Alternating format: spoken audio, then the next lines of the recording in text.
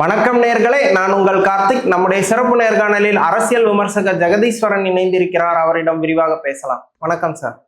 வணக்கம். Okay sir, இப்போ நேற்று செந்தில் பாலாஜிக்கு ரிலேட்டடான பிளேசஸ்லாம் ஒரு அஞ்ச உறுப்பினரை சோதனை பண்ணாங்க.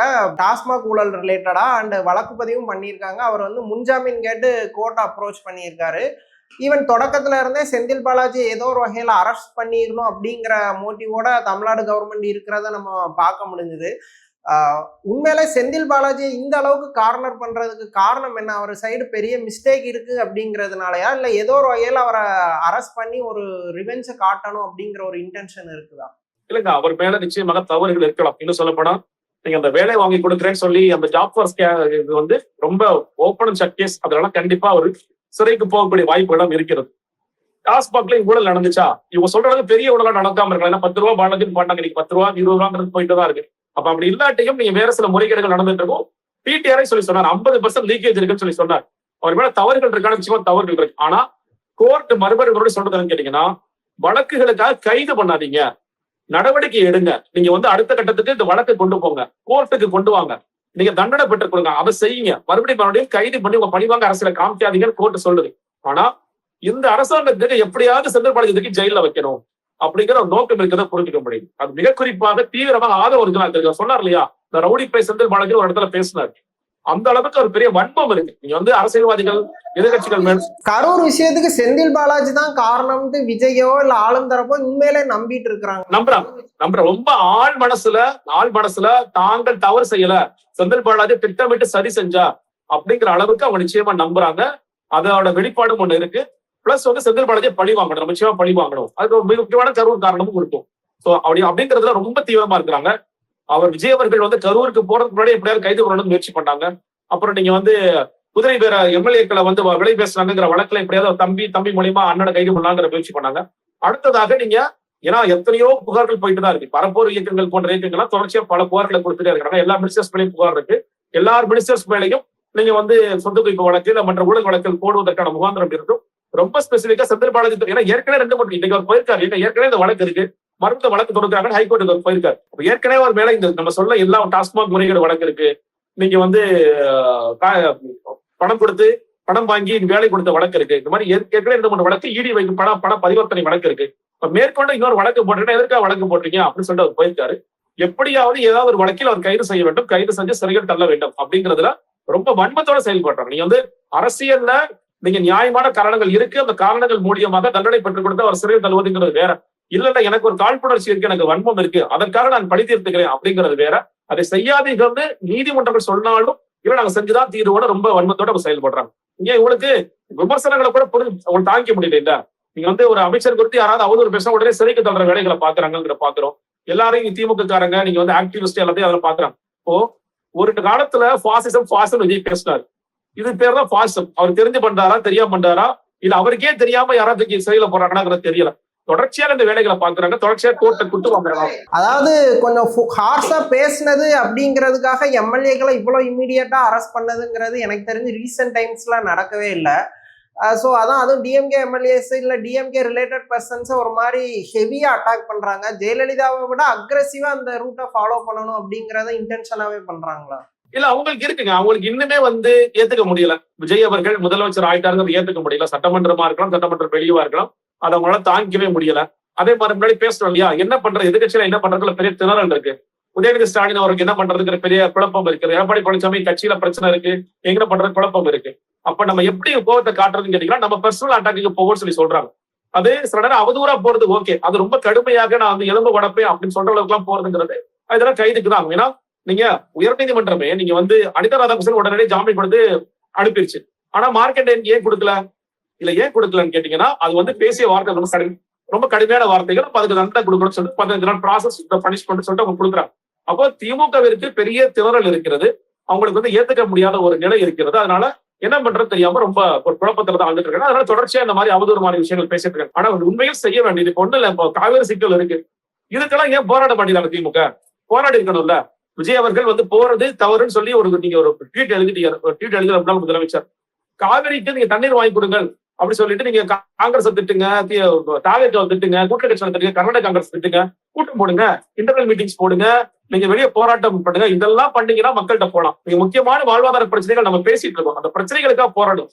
அதை விட்டுட்டு தேவையற்ற போராட்டங்கள், தேவையற்ற ட்வீட்ஸ் இதுலதான் அவங்க கான்சென்ட்ரேட் பண்ணிட்டு இருக்காங்க.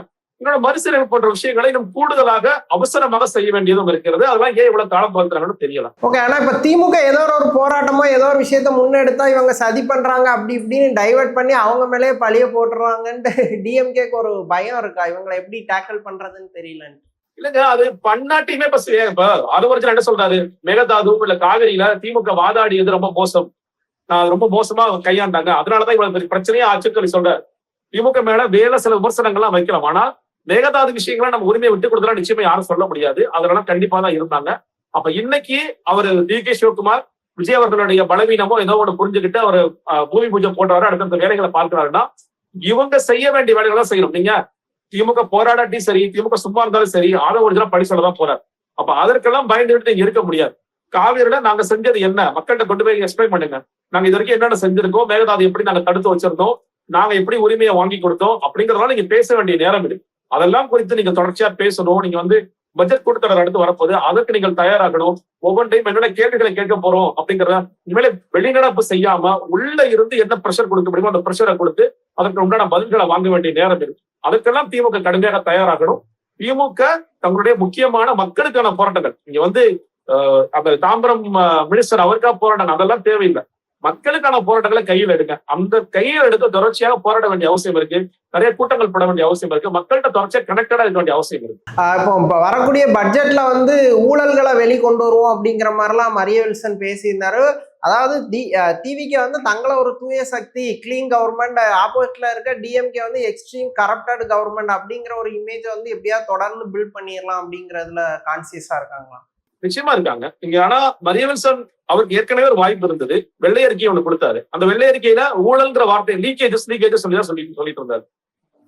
ஊழல்னு சொன்னாரா, ஊழல் சொல்லல, அது ரொம்ப ஏதோ நடந்திருக்கு சொன்னாரு. அது சொல்றதுக்கே அவருக்கு பெரிய தைரியம் இல்லை அந்த வெள்ளை அறிக்கை கொடுக்கும் பொழுதே. இப்ப இங்க நீங்க பட்ஜெட் கூட்டத்தொடர்ல ஒவ்வொரு துறை குறித்து ஊழல் சொல்லுவாரா தெரியல. இன்னும் சொல்ல போனா அவர் கொடுத்த நிதித்துறை வெள்ளை அறிக்கையில புதிய தகவல் எதுவுமே இல்லை. அழகா பிடிஆர் ஒரு வார்த்தை சொல்லியிருந்தாரு, வெள்ளை அறிக்கை என்பது மக்களுக்கு தெரியாத பல விஷயங்களை வெளியே கொண்டு வருவதா, ஏற்கனவே இருக்கிற விஷயங்கள் கொண்டு பேர் வெள்ளை அறிக்கை இல்லைன்னு சொல்லி சொன்னார். மரிய வில்சன் ஏற்கனவே தெரிந்த விஷயங்களை மேபி ரொம்ப காமன் மேனுக்கு தெரியாம இருக்கலாம். நம்ம போன்றவர்களுக்கு ஒரு பேப்பர் எடுத்தா பட்ஜெட்ல எவ்வளவு கடன் இருக்கு, என்னென்ன பிரச்சனைகள் இருக்கு, எவ்வளவு வட்டி கட்டுறதுலாம் நமக்கு தெரியும். பட்ஜெட் பேப்பரை பார்த்தாலே தெரியும். அதான் ஏற்கனவே மறுபடியும் கொண்டு வந்தார். அதிலே பெரிய கோளாறு தான். அவர் பெரிய புதிய விஷயங்களும் எதுவுமே அதில் இல்ல. அப்படி இருக்கும் பொழுது பட்ஜெட் கூட்டத்தொடர்லாம் இதெல்லாம் கொண்டு வரணும்னு சொல்லி சொல்றது, ஒவ்வொரு துறை ரீதியாக நாங்க ஊழலை கொண்டு வரோம், துறை ரீதியாக ஊழலை கொண்டு வந்து நீங்க டிவிஎஸ் போய் புகாரை கொடுங்க, அவங்க நடவடிக்கை எடுக்க சொல்லுங்க, அதுதான் நீங்க பண்ணணும். சட்டமன்றத்தில் உட்காந்து அவர் ஊழல் பண்ணார், இவர் ஊழல் பண்ணார் அப்படிங்கறதெல்லாம் அது அரசியல் ரீதியான குற்றச்சாட்டம் மாறிடும். அது பண்ணாதீங்க. நீங்க செய்ய வேண்டியது எங்க துறை நாங்க என்ன பண்ண போறோம், எங்க துறையில் நாங்க என்னென்ன மாற்றங்களை கொண்டு வர போறோம், என்னென்ன செய்ய போறோம் அப்படிங்கறதா ஒரு மனை கோரிக்கையில நம்ம எதிர்பார்ப்போம்.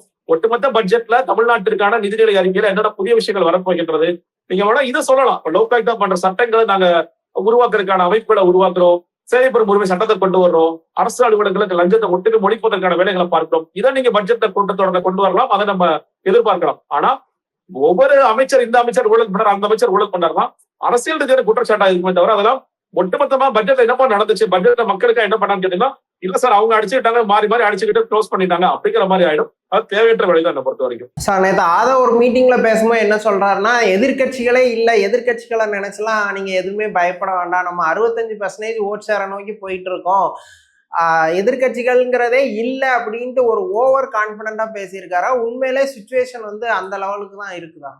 இல்லைங்க, அப்படிலாம் கண்டிப்பா அவர் எப்பயுமே வேறு கணக்கில் சொல்லிட்டே இருப்பாரு. இங்க இப்ப நம்ம பேசணும், மக்களுடைய ஆதரவு பெருவாரியா இருக்கு. ஆனா இந்த சர்க்கார் மக்கள் யோசிச்சுட்டு தான் இருக்கிறாங்க, நம்ம செஞ்சது சரியா, ஏன்னா ஆட்சியோட மதிப்பு நம்ம பார்த்தோம். தாவேக்க இந்த அளவுக்கு ஜெயிப்பாங்களா, யாருமே எதிர்பார்க்காத போது பெரிய வெற்றியை கொடுத்தாங்க. மக்கள் ரொம்ப சைலண்டா இருந்து திமுக மேல அதிருப்தி, அதிமுக அதிருப்தியை காமிச்சாங்க. அதே மாதிரி தாவேக்க மேலே அங்கங்க அதிருப்திகள் வந்துட்டு தான் இருக்கு. அந்த அதிருப்திகள்லாம் வராமல் இல்லை. நீங்க அதுக்காக நீங்க அரித்மெட்டிக் கணக்குல போட்டீங்கன்னா எல்லா அரித்மெட்டிக்கும் உடச்ச தேர்தல் 2026 அரித்மெட்டிக் படி போயிருந்தா திமுக ஜெயிச்சிருக்கிறோம். 10% லூஸ் பண்ணாலும், ஆனா 20% லூஸ் பண்ணாங்க. 45 25 வந்தாங்க, 0ல இருந்து 35 தாவேக்கு வந்துச்சு. அதிமுக எவ்வளவு குறைஞ்சதுன்னு பார்த்தா, அதனால எந்த அரித்மெட்டிக் ஒர்க் அவுட் ஆகல. மக்களுக்கு இஷ்யூ பேஸ்டா திமுக என்ன பண்ணாங்க, அதிமுக என்ன பண்ணாங்க, புதிய ஒரு வாய்ப்பு கொடுத்து பார்ப்போம். அந்த புதியவர் எப்படி பண்ணாருங்கிறத பார்ப்போம்ங்கிறத அந்த மதிப்பீடு அதனால தேர்தல் நேரங்கள் வரும் பொழுது அதெல்லாம் அப்பதான் தெரியுமே தவிர இவர் சொல்ற கணக்குகள் எல்லாம் சும்மா சொல்லிட்டே இருக்கலாம். அதிமுக ஒட்டுமொத்தமா வந்துருச்சு, அதனால 65% ஆயிடுச்சு, திமுக 4 பேர் இன்னைக்கு வந்துட்டாங்க, அதனால 68 ஆயிடுச்சு, இந்த கதைகள் எல்லாம் சொல்லி சொல்லலாம். ஆனால் அவ்வளவு மோசமாக நான் இதை பொறுத்த 35% இருக்கு, அது வந்திருக்கு, அதுவே கோல்ட் ஆகுமா கோல்ட் ஆகாதெல்லாம் தேர்தல் தான் அதெல்லாம் முடிவு செய்யும். சார் அதான் என்னோட கேள்வி. இப்போ ஒரு 35% அவங்க ஃபர்ஸ்ட் எலெக்ஷன்லேயே செக்யூர் பண்ண முடிஞ்சுது, அந்த 35% அவங்களுக்கு ஸ்டில் இருக்கா, இல்லை அதில் ஒரு பெரிய பெர்சன்டேஜ் வந்து டிசப்பாயின்மெண்ட் மோட்ல இருப்பாங்களா, இல்லை அவங்களோட ஆட்சி சூப்பரா இருக்குன்னு அடிஷ்னலா மக்கள் ஆதரவு கூடி இருக்கும்னு நினைக்கிறீங்களா? நீங்க எப்படி பாக்குறீங்க? இல்லைங்க, ஒண்ணு இதற்கான முடிவு வந்து 2 இடம். இடைத்தேர்தல் இப்போ மற்ற தொகுதிகளில் வடக்கு நடுவில் இருக்கிறதுனால திருச்சி கிழக்கு மட்டும் தான் அறிவிப்பட வாய்ப்புகள் இருக்கிறது, அது ஒரு இடத்துல பார்க்கலாம். இன்னொன்று உள்ளாட்சி தேர்தல்ல எந்த அளவுக்கு மக்கள் வந்து திமுக அதிமுக வாய்ப்பு கொடுக்குறாங்க அப்படிங்கிறத நம்ம பார்க்கலாம். நீங்க வந்து இது ஸ்டில் ஹோல்ட் ஆகுமான்னு கேட்டீங்கன்னா, இன்னைக்கு இப்ப புதிய ஆட்சி, இப்ப நீங்க உள்ளாட்சி தேர்தலை பொறுத்த வரைக்கும் தமிழ்நாடு கவர்மெண்ட்ல யார் இருக்காங்களோ அவங்களுக்கு தான் மக்கள் அதிகமான வாய்ப்புகள் கொடுப்பாங்க, அதனால அவங்களுக்கு ஒரு சின்ன எட்ஜ் இருக்கும். ஆனால் இடைத்தேர்தல் சில டெஸ்டிங் கிரவுண்ட். நீங்க வந்து ஒருத்தர் எம்எல்ஏ மாறி போறதுனால பெரிய ஆட்சி மாற்றம் ஏற்பட்டு போற கிடையாது. இப்ப திமுக அதுக்கு வலுவான இறங்கி வேலை செஞ்சாங்கன்னா, தாவேக்கு மேல மதிப்பீடு மக்கள் இதெல்லாம் நாங்க செஞ்சிருக்கிறாங்க செய்யல அப்படிங்கறத மக்கள் உணர்ந்தாங்கன்னா அந்த கணக்குகள் எல்லாமே மாறக்கூடிய வாய்ப்பு இருக்கிறது. அப்படியே நிச்சயமா விஜய் தான் ஜெயிப்பாரு, இல்ல வந்து திமுக அடிச்சு வந்துருவாங்க அப்படின்னு எதையுமே நிச்சயமா சொல்ல முடியாது. இந்த மதிப்பீடுங்கிறது மக்கள்கிட்ட தொடர்ச்சியா இருந்துதான் இருக்கு. அவங்களுக்கு வந்து இந்த கரண்ட் பிரச்சனை தினம் நம்ம பார்த்துட்டு தான் இருக்கோம். நீங்க நான் நேற்று இந்த சேனல்ஸ் பார்த்துட்டு இருந்தேன், பெரிய வித்தியாசம் ஒன்றும் தெரியல. திமுக ஆட்சியில என்னென்ன மக்கள் போராட்டம் பண்ணாங்க, ஆசிரியர்கள் போராட்டம் பண்ணாங்களா, இப்பயும் ஆசிரியர்கள் போராட்டம் பண்ணிட்டு இருக்காங்க, விவசாயிகள் ஒரு இடத்துல போராட்டம் பண்ணிட்டு இருக்காங்க, நீங்க மின்வெட்டு பிரச்சனை தொடர்ந்துட்டு இருக்கு, நீங்க வந்து சட்டமன்ற பிரச்சனை தொடர்ந்துட்டு இருக்கு. எந்த மாற்றமும் தெரியல, பெரிய அளவுக்கு பெரிய மாற்றம் எல்லாம் தெரியல. அப்படி இருந்துச்சுன்னா அப்ப எந்த பெரிய மாற்றத்தை நம்ம எந்த மாற்றத்தை வாக்களிச்சோமோ அது வந்துருச்சா அப்படிங்கிற கேள்வி அவர்களுக்கு இருக்கும். அப்போ விஜய் ரசிகர்களை தாண்டி நடுநிலையாக இருக்கக்கூடியவர்கள் நிச்சயமா சிந்திப்பார்கள். இன்னொன்னு இன்னைக்கு நம்ம ட்விட்டர்ல பாக்குறேன், இன்னைக்கு விஜய் ரசிகர்களாக இருக்கக்கூடியவர்களே கொஞ்சம் அடக்கிதான் வாசிக்கிறாங்க, இல்ல பேசாம இருக்காங்க. பெரிய அளவுல வந்து அவங்க ஆகா ஓகோ ஆட்சியை பத்தி எழுதுறது இல்லை, எழுதுக்கான ஸ்கோப் ரொம்ப கம்மியாச்சு. அன்புடைய அமைச்சர் வார்த்தை சொல்றாருல, ஆரம்ப காலத்துல ஊழல் குறித்து ரொம்ப கடுமையா இருந்தாங்க, இப்ப கொஞ்சம் சாஃப்ட் ஆயிட்டாங்கன்னு சொல்றாருல, அது எங்க இருந்தா அந்த பார்வை அவர் எடுக்கிறார். அப்போ நீங்க முதல்ல ரைடு எல்லாம் போனாங்க, ஏதோ நடந்துச்சு, இன்னைக்கு ரைடு எல்லாம் ரொம்ப குறைஞ்சிருச்சு. இப்ப வந்து அமைச்சர்கள் மேல ரைடு அடிச்சு அவங்கள வந்து நம்ம அரெஸ்ட் பண்ணலாமா அப்படிங்கிற ஒரு போர்டுக்கு போறாங்க. அதுல சக்சஸ்ஃபுல்லா பண்ணுவாங்களா பண்ண மாட்டாங்களா அப்படிங்கிற ஒரு இடத்துல வந்து நகர்றாங்க. மக்களுக்கு ரொம்ப காமன் மேனுக்கு எனக்கு உண்மையிலே லஞ்சம் ஊழல் இல்லாத ஒரு ஆட்சியை தொடர வேண்டும், அது தொடர்ந்துச்சுன்னா பிரச்சனை இல்லை, இல்ல ஒரு 4 மாசம் 5 மாசம் இப்படி இருக்கும், 6வது மாசம் இப்படி மாறிடும் சொன்னீங்கன்னா அவர்களுக்கும் வந்து பெரிய வேற்றுமை இல்லை சொல்றாங்க. மற்ற இஷ்யூஸ்ல பெரிய வேறுபாடு எல்லாம் இல்லை. நீங்க இஷ்யூஸ் என்ன சொல்ல போனா இப்ப ரொம்ப முக்கியமான வாழ்வாதார பிரச்சனை இஷ்யூ ஹேண்டில் பண்றதுலயே அவங்க சரியா குழப்பம் இருக்கிறது. ரொம்ப முக்கியமாக நீங்க வந்து பாஜக கவர்மெண்ட்டை எதிர்க்கவே கூடாது. மனோன்மணியம் சுந்தரனார் பல்கலைக்கழகத்துல அவர் எழுதின பாட்டை கூட நான் வந்து 3வது தான் பாடுறேன்னு சொல்லி சொல்றதும், முடிந்த பிறகு பாடவே மாட்டேன்னு சொல்லி சொல்றதெல்லாம் இது வரைக்கும் நடந்துச்சான்னு கேட்டீங்கன்னா நடந்ததே கிடையாது. ரொம்ப துணிச்சலாக பாஜக இங்க இறங்கி செயல்படுறாங்க, வைஸ் சான்சலர் இறங்கி செயல்படுறாங்க அப்படின்னா இதையும் மக்கள் பார்த்துட்டு தான் இருக்காங்க. ஏன்னா இது ஆன்டி பிஜேபி, இந்த இதை மேல திணிக்காதீங்க, எனக்கு எதிராக ஒரு வேலை பண்ணாதீங்க அப்படின்னு தமிழ்நாடா தமிழகமா அப்படிங்கிறதுக்கே பொதுமக்கள் நம்ம தமிழ்நாட்டு மக்கள் பொதுக்க பார்த்திருக்கோம். அப்ப எங்களோட உரிமைகளை விட்டுக் கொடுக்கிற ஒரு நபர் நம்மளுக்கு ஆட்சி பண்ணிட்டு இருக்காரு அப்படிங்கிற கோபம் ஒரு பக்கம் இருக்கத்தான் செய்கிறது. அதான் எப்படி பிரதிபலிக்கும் பார்ப்போம். இப்போ எடப்பாடிக்கு பெரிய வீக்னஸே வந்து பாஜகவுக்கு அடிமையா இருக்காரு அப்படிங்கிற ஒரு விஷயம் தான் அவரை வந்து பெரிய தோல்விக்கு காரணம். இப்போ விஜயும் கிட்டத்தட்ட அதே டோன்ல தான் இருக்கிறாரு, ஆனா மக்கள் அதை ரியலைஸ் பண்றாங்களா, எப்படி பாக்குறீங்க? இல்லைங்க, எடப்பாடி பழனிசாமி கூட சில விமர்சனம் வச்சாலும் அவர் சில விஷயங்களை எதிர்த்தாரு, பேசினாரு, வலியுறுத்துவாரு. விஜய் கண்டுக்கவே மாட்டேங்கிறாங்க, என்னமோ செஞ்சுக்கப்பா, நீ ஊர்ல இருந்து என்னவா செஞ்சுக்கப்பா அப்படிங்கிற ஒரு டோன்ல இருக்காரு. என்ன மாநில உரிமைக்கா என்ன பேசுறாரு? அதாவதுங்க யாரும் பதில் சொல்றாங்களா? நீ பாருங்களேன், அந்த வைஸ் சான்சலர் பேசுறாரு, துணிச்சலா பேசுறாரு, அது பேட்டி வந்துருச்சு, செய்தி சேனல்களை தொடர்ச்சியா ரிப்பீட்டடா போட்டுட்டே இருக்கிறாங்க. யாராவது ஏதாவது பேசினாங்களா? நாங்கள் அருண்ராஜ் பேசினார், நாங்கள் அதுக்கு உண்டான நடவடிக்கை எடுப்போம். என்ன நடவடிக்கை எடுப்பீங்க? என்ன சார் நடவடிக்கை எடுப்பீங்க? ஏதோ எதிர்கட்சிகள் மாதிரி கண்டனம் தெரிவிச்சுட்டு இருக்கிறாங்க. கண்டனம் தெரிவிக்கிறார், அதான் ஆச்சரியமா இருந்துச்சு சார். நீங்க தான் சார் ஆளுங்கட்சி, நான் கண்டனம் தெரிவிக்கிறேன். விஜய் பேசவே மாட்டாரு, சீட்டர் பேச மாட்டாரு, இந்த டாபிக்ல நாங்க பேசவே மாட்டோம். நான் மேகதாதுல இவ்வளவு பிரச்சனை ஓடிட்டு இருக்கு, அது குறித்து ஏதாவது பேசுவீங்களா? ஏதாவது தலைவர் பேசுவார், எப்ப பேசுவாரு தெரியாது. சரி எல்லாம் விடுங்க, நீங்க நாமக்கல் கவிஞர் மாளிகைக்கு போறதுல இன்னைக்கு பட்ஜெட் கூட்டத்தொடர் நேரத்துல இப்படி பண்ணாதீங்கன்ற தலைமைச் செயலகத்துல இருக்கிற அதிகாரிகளே கலர்றாங்க. எதுக்கு அது பண்றாரு? இந்த தேதிக்குள்ள நீங்க வாஸ்துவ மாத்தி அங்க போயிடுங்க, அதுதான் உங்களுக்கு சிறந்தது. அந்த 10வது மாடிக்கு போயிடுங்க, மேல இருந்து கடலை நீங்க பார்த்துட்டே இருக்கலாம். மக்களை பாருங்க சார், ஏற்கனவே அசூர் பில்டிங்ல 10வது மாடியில இருந்து கீழே இறங்கியே வர மாட்டேங்கிறீங்க, அங்கேயே உங்களை யாரையும் பார்க்க முடியலங்கிறதா கம்ப்ளைண்ட். அங்க ஏற்கனவே கேம்ப் ஆபீஸ் கிடையாது, நீங்க வந்து நடிகர் நடிகைகள் சினிமா இயக்குநர்கள் தான் பார்க்கக்கூடிய இடமாக அது மாத்தி வச்சிருக்காரு. சிஎம் ஆபீஸ்ல எப்பா வெள்ளி திங்கள்ல இருந்து வெள்ளி வரைக்கும் அவங்க பார்க்கலாம். இப்ப பார்க்கலாம பார்க்க முடியாது. சும்மா சும்மா நைனே யாரும் பார்த்து வந்துருக்கு எனக்கு பிடிக்கவே இல்லை. நான் ரொம்ப ஐசோலேட் பண்ணிக்கிறேன். ஏன்னா நான் வந்து அவ்வளவு சீக்கிரமா என்ன பார்த்துடவே முடியாது அப்படிங்கிற ஒரு இடத்துலயே விஜய் தன்னை வச்சுக்கிட்டே இருக்காரு. எதற்காக அதை வைக்கிறார்? நீங்க அதை சொல்றீங்க. ஏன்னா மறுபடியும் ஒரு கிராஸ் பண்ணும்போது யாராவது கேள்வி கேட்கறாங்க, செய்தியாளர்கள் பின்தொடர்றாங்க, எதுவுமே எனக்கு வேண்டாம்னு பாக்குறாரு. செய்தியாளர்களை சந்திச்சிடவே கூடாது, எந்த விஷயம் குறித்தும் யாரும் கேள்வி கேட்டக்கூடாது, மத்திய அரசாங்கம் குறித்து யாரும் கேள்வி கேட்டா நான் வாய்மொழி மௌனமா தான் இருப்பேன் அப்படிங்கிறத சொல்லிட்டே இருக்காரு. இவ்வளவு பயம் தேவையற்றது. நீங்க ஒரு பக்கம் மாநில உரிமையை பயங்கர முழங்குவேன்னு சொல்றாரு. ஆனால் முழங்குகிறாரான்னு கேட்டீங்கன்னா எல்லாமே விட்டுக் கொடுக்கிற ஒரு அரசாங்கம் தான் தாவேக அரசாங்கம் இருக்கு. அதிமுக இவ்வளவு மோசமா கிடையாது. தாவேக படு மோசமா அந்த டிபார்ட்மெண்ட் ரொம்ப மோசமா இருக்காங்க. பாஜகவை பார்த்து விஜய் பயப்படுறாருன்னு மக்கள் எங்கேயோ மெல்லமா ரியலைஸ் பண்றாங்களா? எப்படி? நிச்சயமா ரியலைஸ் பண்ணுவாங்க. அவங்களே கேட்கறாங்கல்ல, பாஜக குறித்து பேசுறது என்ன பிரச்சனை உங்களுக்கு? நீங்க வந்து பல்கலைக்கழகத்துல 3வதாகத்தான் தமிழ் தாய் வாழ்த்து பாடப்படும் ஒருத்தர் இவ்வளவு கான்பிடண்டா நின்று பேசுறாருன்னா திமுக ஆட்சியில பேசியிருப்பாரா? பேசிருக்க மாட்டாரு. அதிமுக ஆட்சியிலே பேசிருக்க மாட்டாரு. அவங்களே அட்லீஸ்ட் அதை இம்ப்ளிமெண்ட் பண்ணா கூட சைலண்டா இம்ப்ளிமெண்ட் பண்ணுவாங்களே தவிர்த்து ஓப்பனா கவர்னர் சொல்லிட்டாரு, கவர்னர் சொன்னதை தான் நான் கேட்பேன், முதல்வர் எனக்கு பொருட்டே கிடையாதுன்னு. முன்னாடி பாருங்க, யாராவது இந்த பட்டம் வாங்கும்போது தகராறுகள் பண்ணீங்கன்னா நடவடிக்கை எடுப்பேன். நான் வந்து இவர் கையில வாங்க மாட்டேன், அவர் கையில வாங்க மாட்டேன் ஏதாவது சொன்னீங்கன்னா இவ்வளவு மிரட்டல் விட்டுட்டு இருக்காரு ஒருத்தர். எந்த பதிலும் கிடையாது. பேசிட்டு போறாங்க. என்னங்க பிரச்சனை உங்களுக்கு? நாங்க கண்டன தெரிவிச்சோட ஒருத்தர் பேசுறாரு. எவ்வளவு மோசமா விட்டு கொடுக்குறாங்க. இதெல்லாம் ஏன்னா நமக்கு சுயமரியாதை, தன்மானம், இதெல்லாம் ஒரு பக்கம் பெரியார் பாடம் யோசிச்சாங்க, பெரியார் கொள்கை தலைவர் சொல்லி பேசுறாங்க. ஆனா அதெல்லாம் கொஞ்சம் கூட இவர்களிடம் இல்லை அப்படிங்கிறத பாக்குறாங்க. அதெல்லாம் பார்க்கிற போது அந்த துறையில அந்த ஃபீல்டுல பார்க்கும்பொழுது ரொம்ப மோசமா இருக்கிறாங்க, மக்கள் புரிஞ்சுக்கதான் செய்யறாங்க. Okay sir, final question. Actually இப்போ ஆளுர் ஷானவாஸ் இந்த இஷ்யூக்கு அப்புறம் பேசும்போது இது நேரடியா பாஜக ஆட்சினே டைரக்டா அடிச்சிட்டாரு. இன்னொரு பக்கம் நீட் போராட்டத்துக்கு இந்தியன் கம்யூனிஸ்ட் கட்சி வந்து ஆபீஸ கொடுத்தாங்க. சண்முகம் அவர்களும் கொஞ்சம் டிவிக்கே கொஞ்சம் அக்ரெசிவா அடிக்கிற மாதிரி தெரியுது. கூட்டணி கட்சிகள் ஒரு மாதிரி டிவிகேல இருந்து கொஞ்சம் தங்களை டிஸ்டன்ஸ் பண்ணிக்கிறாங்களா? இல்லைங்க, ஒரே ஒரு காரணம் தான். திமுக இப்ப ஒன்னே இல்ல, தோழர் வீரபாண்டியன் ஒரு 2-3 நாட்களுடைய பேட்டியில திமுக அளவிற்கு தாவேக பாஜக எதிர்ப்பதில்லை. நான் சொல்றேன் எதிர்க்கிறதா, அதை பத்தி கன்சிடர் பண்றதே இல்ல. அது எங்கேயோ இருக்கு, அது துபாயில இருக்கிற கட்சி, அதை பத்தி ஏன் நம்ம பேசணுங்கிற மாதிரிதான் தாவேக இருக்கிறாங்க. அப்போ அந்த கோபம், அந்த நியாயமான காரணம் எல்லா கூட்டணி கட்சிகளும் இருக்கு. இப்ப நீங்க இந்தியா கூட்டணிக்குள்ள திமுகவும் இருக்கணும், தாவேகவும் இருக்கணும் விசிக சொல்றதும், தோழர் வீரபாண்டியன் அப்படி சொல்றது சரிதான் சொல்றதுக்கான காரணம் என்ன கேட்டீங்கன்னா, தாவேக எந்த காலத்திலும் பாஜக அடிக்கப்படுறது கிடையாது. ஆனா ஒரு வாக்கு வங்கி இருக்கு, ஒரு ரசிக வெறி கூட்டத்தோட வாக்கு வங்கி ஒண்ணு இருக்கு. திமுக பிடிக்காத வாக்கு வங்கி ஏதோ அந்த வாக்கு வங்கி நமக்கு வேணும். பாஜக எதிர்க்கிறதுக்கு திமுக வேணும். இது 2 பேரும் சேர்ந்தாதான் நம்ம வந்து ஒரு % வர முடியும் அப்படிங்கிற கனெக்ட் பண்றாங்க. இவங்க ஏன் டிஸ்டன்ஸ் பண்ணிட்டே இருக்கிறாங்கன்னா, பாஜக பத்தி ஏதாவது பேசுற விஜய் ஏன் பேசாம மறுத்துக்கிட்டே இருக்கீங்க, பேச மாட்டீங்களா நீங்க? முதல்ல வைகோ வந்து அவரோட புத்தக விழாவுக்கு வரதா அவர் சொல்லியிருந்தாரு, அதுக்கு பேரு வரலங்கிறாரு. அவர் கூட்ட நெரிசல் டெல்லியில கூட்ட நெரிசலா? டெல்லியிலையுமா? இது புரியவே இல்லை. எல்லா ஊர்லயும் இதே மாதிரி கதை சொல்லிட்டே இருக்க போறீங்களா நீங்க? அப்போ கொஞ்சம் டிஸ்டன்ஸ் பண்ணிக்கோ நம்ம அப்படின்னு அவங்களும் முடிவு பண்றாங்க, இவங்களும் முடிவு பண்றாங்க. இந்தியா கூட்டணியா நான் ஒர்க் பண்ண மாட்டேன் அப்படிங்கறதுல விஜயுமே ரொம்ப கான்சியஸா இருக்காரு, கவனமா இருக்கிறாரா? ரொம்ப கான்சியஸா இருக்காரு. அவர் வந்து அதை சொல்றாரு. அதனாலதான் பாஜகவை எதிர்க்கவே கூடாது, பாஜக பத்தி பேசவே கூடாதுங்கிறது ஒட்டுமொத்த கவர்மெண்ட்டும் கான்சியஸா இருக்காங்க. அவங்க எதிர்த்துக்காதீங்க. முக்கியமான காரணம் சிபிஐ வழக்கு தான். இந்த வழக்கு தலையில மேல தொங்கிட்டு இருக்கிற வரைக்கும் பேசாம தான் நம்ம இருக்கணும் அப்படிங்கறதுல ரொம்பவே கவனமா தான் இருக்கிறாங்க. பாஜக எவ்வளவு அனுசரணை நடந்துக்கணுமோ அவ்வளவு அனுசரணை நம்ம நடந்துக்கும்.